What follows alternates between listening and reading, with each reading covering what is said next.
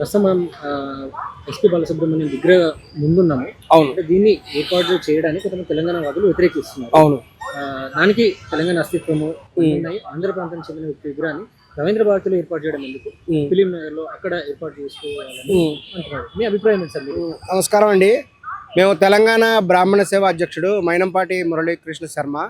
అసలు బాల సుబ్రహ్మణ్యం గారు అంటే అందరికీ సుపరిచితుడు. ఆయన ఒక ప్రాంతానికి చెందినటువంటి వ్యక్తి కాదు. ఆయన ఒక భాష, తెలుగు భాష, తెలుగులో అత్యంత ప్రాచుర్యం పొందినటువంటి గాయకుడు ఆయన. ఆయన విగ్రహాన్ని ఇప్పుడు రవీంద్ర భారతిలో పెట్టాలి అనటం చాలా చాలా మంచి విషయం. కానీ దీన్ని కొందరు తీవ్రంగా ఖండించడము, ఇక్కడ వద్దనడం కూడా చాలా బాధపడుతున్నాము. ఎందుకంటే అసలు రవీంద్ర భారతి అని ఏర్పడిందే ఒక కళారూపం. అది ఇక్కడ దాదాపు 1960 ప్రాంతంలో రవీంద్రనాథ్ ఠాగూర్ గారు ఒక మహాకవి, ఆయన గొప్ప కవి, గొప్ప కళాకారుడు. ఆయన పశ్చిమ బెంగాల్ చెందినటువంటి వాడు. మరి అక్కడికి చెందినటువంటి ఆయనకి గౌరవపూర్వకంగా కూడా రవీంద్ర భారతి అనేది కూడా ఏర్పాటు చేయడం జరిగింది. రవీంద్రనాథ్ ఠాగూర్ గారి విగ్రహం కూడా ఇప్పుడు కూడా రవీంద్ర భారతిలో ఉంది.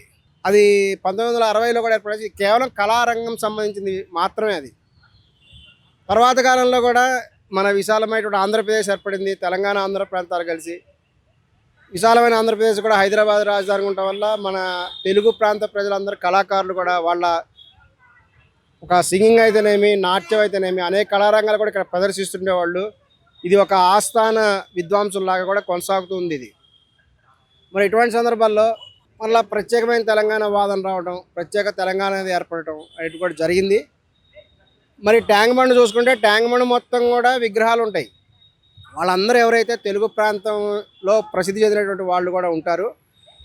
మరి రవీంద్ర భారతి అనేటువంటిది కేవలం కళారంగానికి సంబంధించింది మాత్రమే. దీనికి రాజకీయాలతో ఎటువంటి సంబంధం లేదు. అసెంబ్లీలోనో మరొక ప్రాంత సచివాలయంలోనో అయితే అది రాజకీయాలకు సంబంధించింది, అడ్మినిస్ట్రేషన్ సంబంధించింది. కాబట్టి అక్కడ తెలంగాణ వాళ్ళు ఉండాలా, వేరే వాళ్ళు ఉండాలా అనేది మాట్లాడితే వేరే రకంగా ఉంటుంది. అక్కడ కూడా తెలంగాణ అసెంబ్లీ ప్రాంతంలో అంబేద్కర్ గారి బొమ్మ ఉంటుంది. అంబేద్కర్ గారు తెలంగాణ వాడా? అంబేద్కర్ తెలంగాణ వాడు కాదు కదా. అంబేద్కర్ మహారాష్ట్ర చెందిన ఆయన. మరి ఆయన విగ్రహము మరి తెలంగాణ అసెంబ్లీలో ఎందుకు పెట్టారు? ఇప్పుడు తెలంగాణ వాదులందరూ కూడా అసెంబ్లీలో ఉన్న అంబేద్కర్ బొమ్మ తీసేస్తారా చెప్పాలి. మరి మహాత్మా గాంధీ బొమ్మ ఉంది అసెంబ్లీలో, పెద్ద బొమ్మ ఉంటుంది. మరి మహాత్మా గాంధీ కూడా తెలంగాణ చెందినవాడు కాదు, ఆయన గుజరాత్ చెందినటువంటి వాడు. మరి మహాత్మా గాంధీ బొమ్మను కూడా తెలంగాణ అసెంబ్లీలోంచి తీసేస్తారా? దీనికి ప్రస్తుతం వాదన చేస్తున్నటువంటి, వితండవాదన చేస్తున్న తెలంగాణ వాదులు చెప్పాలి. అసలు రవీంద్ర భారత్ అనేదే రవీంద్రనాథ్ ఠాగూర్ పేరు మీద ఉంది. ఆయన బెంగాల్ ఆయన. మరి కొంతమంది చెప్తారు ఇక్కడ ఎస్పీ బాలసుబ్రహ్మణ్యం గారి విగ్రహం వద్దు, అందన్న గారి విగ్రహం పెట్టాలి, లేదంటే గద్దర్ గారి విగ్రహం పెట్టాలి. పెట్టండి, మంచిదే, మేము మోస్ట్ వెల్కమ్ చేస్తున్నాం. ఇప్పుడు ఇక్కడ వరుసగా విగ్రహాలు పెడుతున్నారు. గద్దర్ గారి విగ్రహం కూడా పెట్టండి, వెల్కమ్ చేస్తున్నాం. మేము ఎవరము అపోజిట్ చేయట్లేదే. అందన్న గారి విగ్రహం కూడా పెట్టండి. ఎవరైతే తెలంగాణ కళాకారులు, తెలుగు కళాకారులు ఎవరైతే ఉన్నారో వాళ్ళందరి విగ్రహాలు పెట్టండి, అందరినీ గౌరవించండి.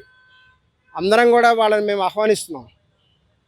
అలా కాకుండా మరి మార్చేటట్టయితే ఫస్ట్ రవీంద్ర భారతి పేరు మార్చాలి. రవీంద్ర భారతి పేరు మార్చేసి గద్దర్ భారతి, లేదంటే ఇంకేంటి అందన్న భారతి, లేదంటే ఇంకో భారతి పేరు మార్చుకోండి. అది కరెక్ట్ కూడా కాదు. మనది భారతదేశము, లౌకిక దేశము. అన్ని ప్రాంతాల ప్రజలు అన్ని ప్రాంతాలలో కూడా నివసించవచ్చు, తగినటువంటి గౌరవం కూడా ఉంది.